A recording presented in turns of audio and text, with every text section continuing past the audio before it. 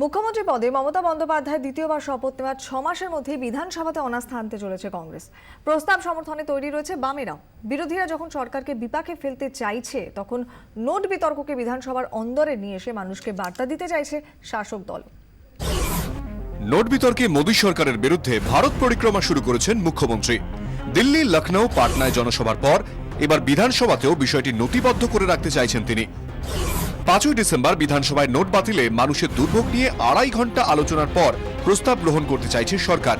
সরকারকে বিপাকে ফেলতে তৈরি হচ্ছে বিরোধীরাও। বুধবার সর্বদল বৈঠকে বিজেপির প্রতিনিধিরা থাকলেও বাম কংগ্রেসের কেউ ছিলেন না। দল ভাঙানোর মতো নানা অভিযোগে রাজ্য বিধানসভার অধিবেশন শুরুর দিনই সরকারের বিরুদ্ধে অনাস্থা প্রস্তাবের জন্য নোটিশ দিচ্ছে কংগ্রেস। অনাস্থা প্রস্তাব নিয়ে আলোচনা হলে সমর্থনের জন্য তৈরি বামেরাও। সর্বত্র বিরোধী দলকে ভাঙার চেষ্টা হচ্ছে এবং সেখান থেকে দলত্যাগ আইনটাকে, যেটা তার দুর্বলতাকে সুযোগ নিয়ে তাদের নিজেদের দলের নিয়ে দখল করে নিচ্ছে জেলা পরিষদ, পঞ্চায়েত, মিউনিসিপ্যালিটিগুলো। এই সরকারের এই অপদার্থতার বিরুদ্ধে প্রতিবাদ জানাতে আগামী সপ্তাহে নো কনফিডেন্স আনার জন্য আমরা প্রস্তাব আনতে চাই।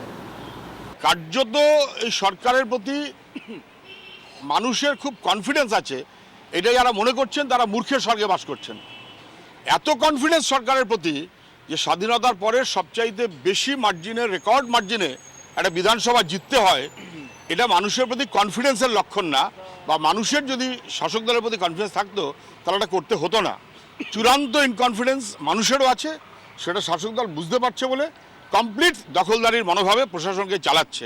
মানুষ ভূঁইয়ার পেছনে লেগে তো লাভ নেই। যারা যারা মানুষ ভূঁইয়া ছাড়াও অনেকে আছে, এরপরে হয়তো বিরোধী দলনেতা নিজে থাকবেন কিনা তাই আমরা জানি না।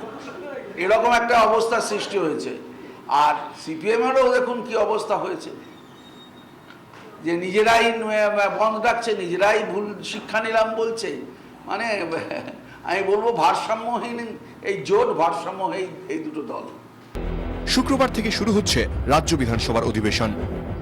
এই মুহূর্তে বিধানসভায় সরকারের পক্ষে যতজন বিধায়ক রয়েছেন তাতে বিরোধীরা নো কনফিডেন্স আনলেও সরকারকে যে তাতে কোনো রকম বেগ পেতে হবে না তা বলার অপেক্ষা রাখে না।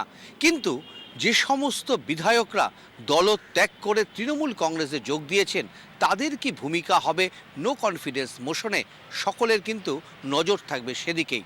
ক্যামেরায় শুভ্র ঘোষের সঙ্গে উজ্জ্বল মুখার্জি, 24 ঘন্টা।